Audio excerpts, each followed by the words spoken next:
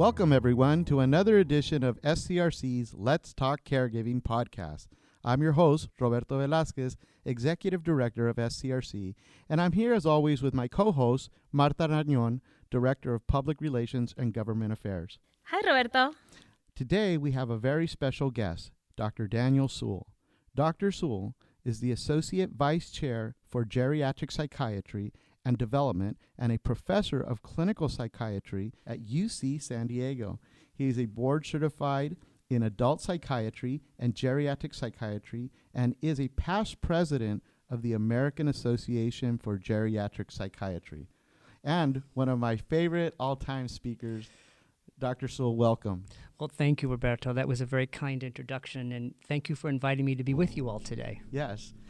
So today, we're really thrilled that you're here because we want to talk about a topic that is often taboo, but always talked about, but maybe behind doors, and which is intimacy and the challenges of being a caregiver for someone with dementia or Alzheimer's disease or that type of disorder. And the reason we bring this up is because it comes up quite a bit from our family caregivers. And we know that this is a topic of great concern for everybody who's a caregiver. I'm so glad that we're talking about this today, and welcome, Dr. Sewell. Always a pleasure to have you participate in our programs. And I'm so glad we're talking about this because I hear this topic a lot from our caregivers. And not that they want to talk about it, but they want to talk about it. It's just there's so much out there and there's so much confusion and taboo surrounding this topic. And so I'm really hoping that we can maybe clear up some of the questions that caregivers might have. Well, I am so glad that you have decided on this topic for today because, as you've shared, it's a really important topic, and yet it really is probably the most unaddressed concern that we bump into in our day-to-day work with caregivers. So talking about it is a good first step. That's and right. I sometimes speak about this in the community, and when I do, my goal primarily is just to help everyone overcome their hesitation, because I think this is one of those moments where it takes a village. And I think that the more each of us becomes comfortable being able to discuss this topic, the better it will be. So that if you are a caregiver who's struggling with concerns about intimacy, you'll have options and you'll know who you can comfortably talk to and work out what your concerns are. We know very much that there's no one right answer for everyone, but I think our goal, whether we're professionals or whether we're just neighbors or family members, is to provide a context in which this can be safely and openly discussed so that the person concerned can come to the decision that's right for him or her. And that this is a normal part of the development and the thinking, that it's okay to have these thoughts and even to have these questions about mom or dad or whoever it is that you're caring for. Right. You know, sometimes it's helpful to kind of contextualize interest in intimacy or libido, interest in sexual experiences. And we sometimes talk about the fact that humans have appetites. We have appetite for food, for instance. And our appetite for food doesn't just automatically go away as we age or as we become ill with a medical condition. But what we see in both groups, older adults and medically ill adults, is we see a lot of misconceptions and biases coming into play that really changes the landscape of the situation. So, for instance, there are these false beliefs, and we see them impacting both the older adult and the ill adult, which is, for instance, that it's dangerous for an older adult to have sex, or it's dangerous for someone who's ill to have sex. I've heard that from our caregivers. Right. Let me just say, pretty categorically, that's false, with just a few exceptions that we could speak of. But generally speaking, there are very few illnesses that really make engaging in intimacy contraindicated due to danger in terms of your health. So that's a myth. It's a myth that older people do not have intimacy. And yet that's a very strong myth in our culture. And so those myths or those biases are one of the reasons that I think this conversation doesn't take place as often as it should. I think there are other reasons as well. Well, and you know what? We all, as human beings, have a need for that physical, emotional connectedness. And intimacy comes in so many different forms. I mean, it could be just being comfortable, just sharing your thoughts. It could be just comfortable holding hands together. It doesn't always have to be sexual in content, but it's intimacy. That's right. And sometimes that is what's lost as a caregiver. Yes. Because that closeness, that partner, that person who you could talk about anything with, hopefully, is no longer fully there all the time. So intimacy it takes a lot of different forms. It does take a lot of different forms, and these forms are actually interconnected too, as a matter of fact, and that's what's been borne out in the research that's been done. Historically, we've always talked about how emotional intimacy is really a critical thing for older women, or women in general, who want to go and also have a physically intimate experience.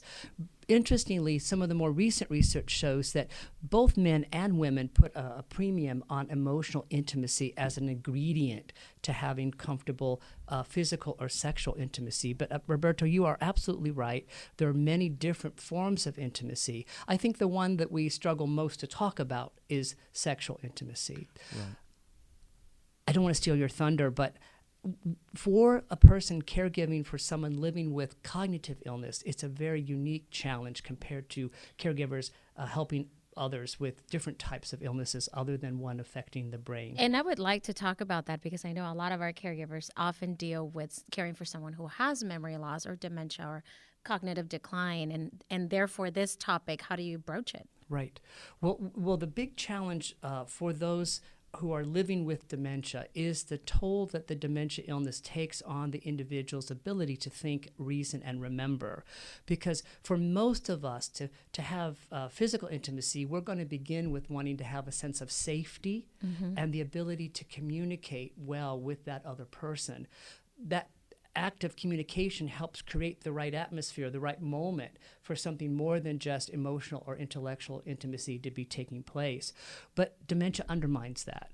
And the big issue with dementia is the problem that we call aphasia, which is just the $10 term for talking about how dementia illnesses can impact the person's ability to use language, particularly spoken language. So if you've reached a stage of your dementia where it's no longer easy for you to share your thoughts, ideas, and concerns, or to understand those thoughts, ideas, and concerns when expressed by another, then it really undermines the whole ability to hang on to intimacy between the two people. So what can a caregiver do then in that situation? Well, that's a great question. And let me just put something else out there to contextualize our conversation.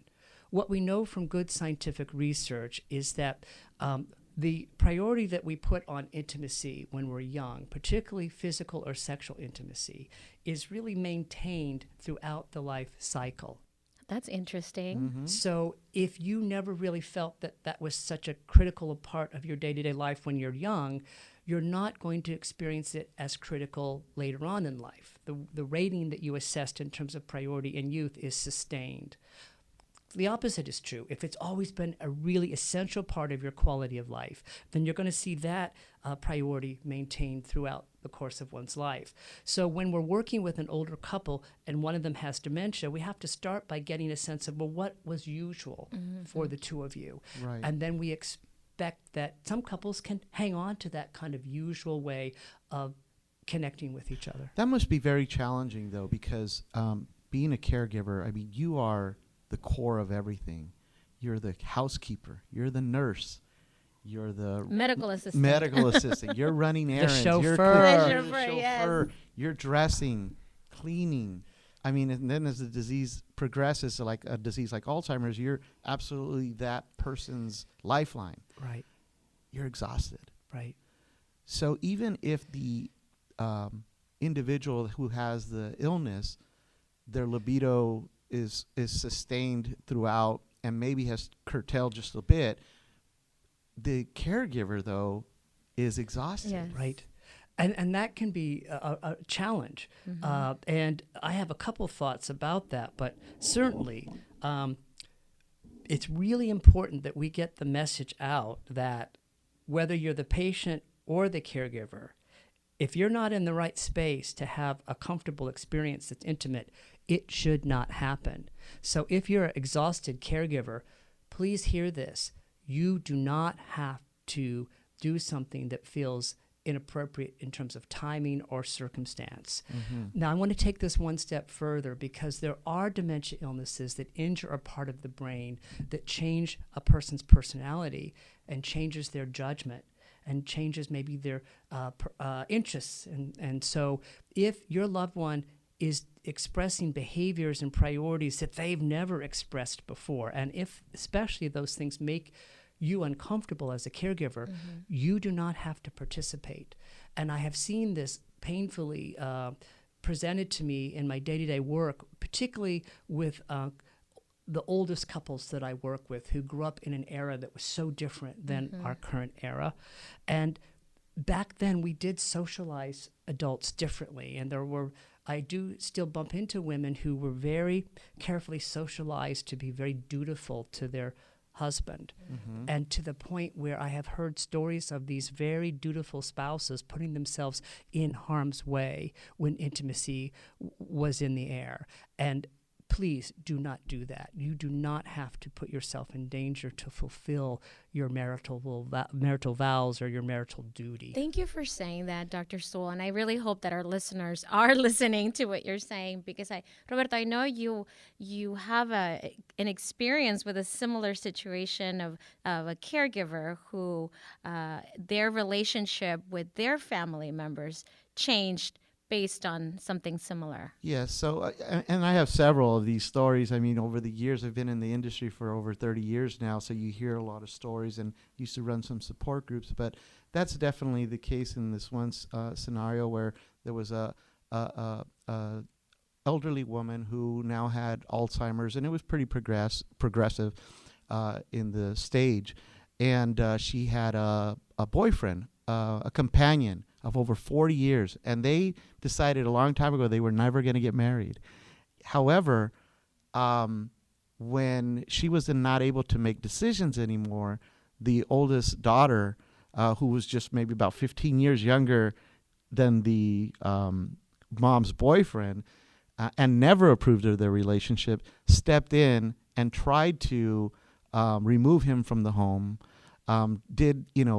It was just a chaotic. She was imposing her own beliefs into the relationship that her mother had with her longtime 40-year-old boyfriend.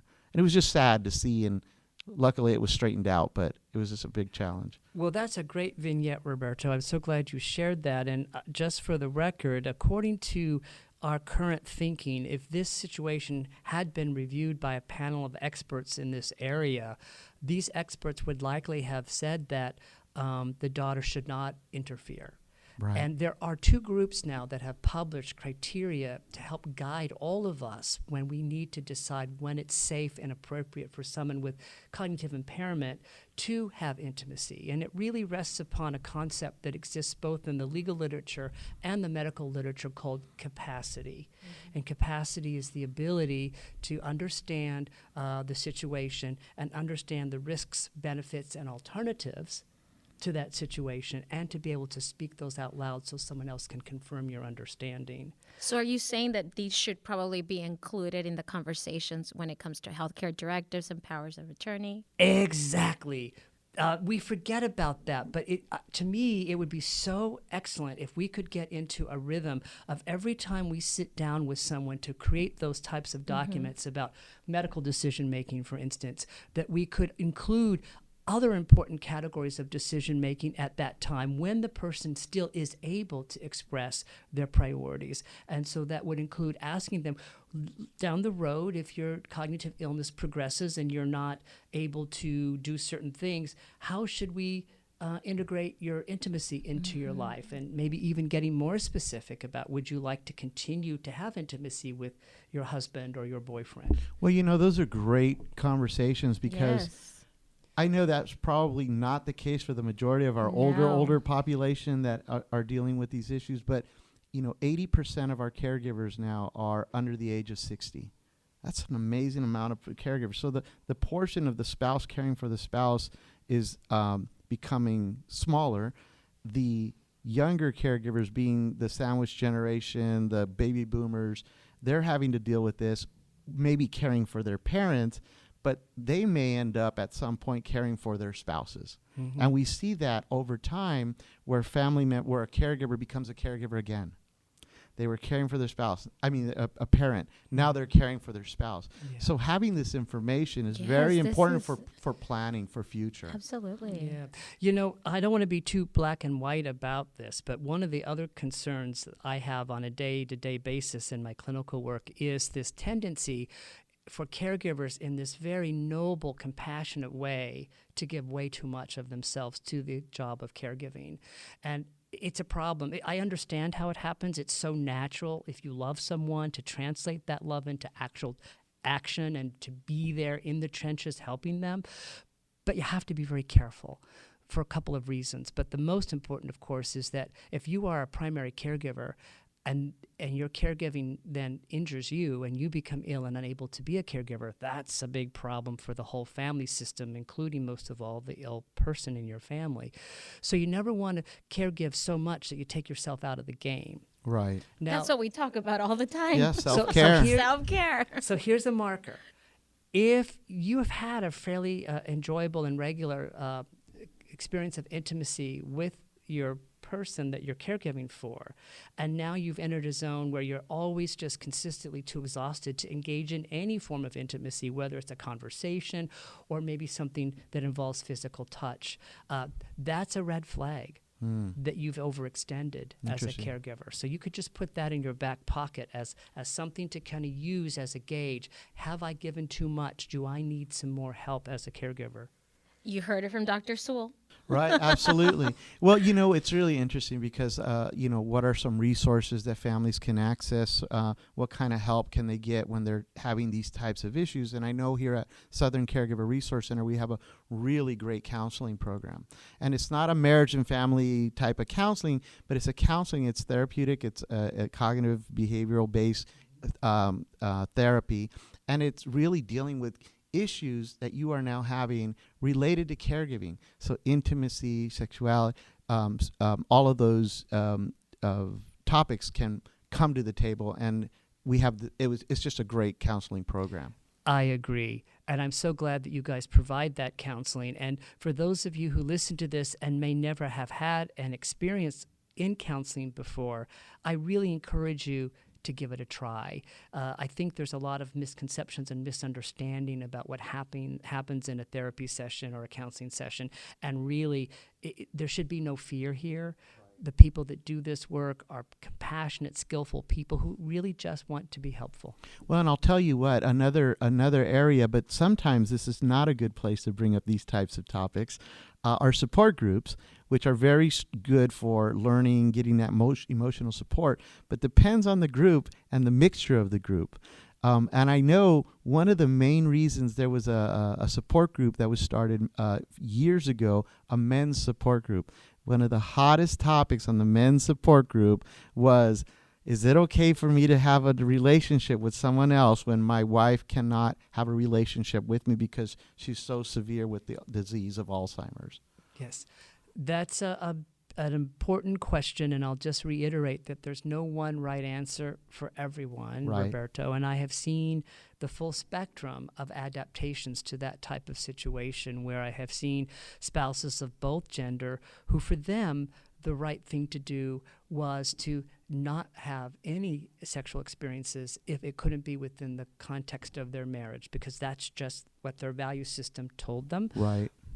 I have also worked with people who were very good people who had a different value system. And for them, particularly with early onset illness, the caregiver, as you've mentioned, can be quite young. And I'm not sure that if I were a 50 or 55-year-old person and I was actively engaged as a caregiver, that I would necessarily want to sign on to the last 30, 40 years of my life being celibate. Right. So our goal, though, is not to make the decision for the person, but just to create that environment for them to work it through so that whatever they choose, it's a comfortable choice, and that piece of their journey doesn't become another part of the burden. For instance, if they made the wrong choice and felt guilty, now they've got the caregiving and the guilt for the wrong decision. So it really is important to talk it through ahead of time and feel good about however you decide to work it out. Those are great words of wisdom. I mean, It's everybody so should important. everybody should tune in and listen to this talk because, of course, Dr. Sewell, you're the expert for us, and we just love talking to you all types of topics, especially something so difficult to talk about as intimacy and dementia and those challenges. Some people would say that intimacy becomes even more important as you engage in a journey of caregiving because you really need balance in your life more than ever because of the demands of caregiving. Right. It's a lot. It's a lot to handle, and that's why I'm so glad that you're making these points, and hopefully caregivers out there realize that they don't have to do it all and that they should be aware of what's out there so they are able to make the right choices for themselves. Well, thank you both. That's all the time we have for this edition of Let's Talk Caregiving. I want to thank Martha again as my co-host for sharing her stories. Pleasure to be here with all of you. And Dr. Sewell, of course, thank you very much for joining us today. And I want to remind our audience that if you are providing support to a loved one, you don't have to do this alone. Asking for help is not a sign of weakness. It's a sign of strength. Just go to our website at scrc.care or call us at 1-800-827-1008. Follow us on Facebook. We have a Twitter account. Facebook, that's where we put all our podcasts. SCRC is a nonprofit organization. We provide our services due to the generosity of our donors and community partners. If you want to make a tax-deductible donation, please go to our website and click on the Donate tab. And remember, SCRC is here for you, Caring for those who care for others. Thank you.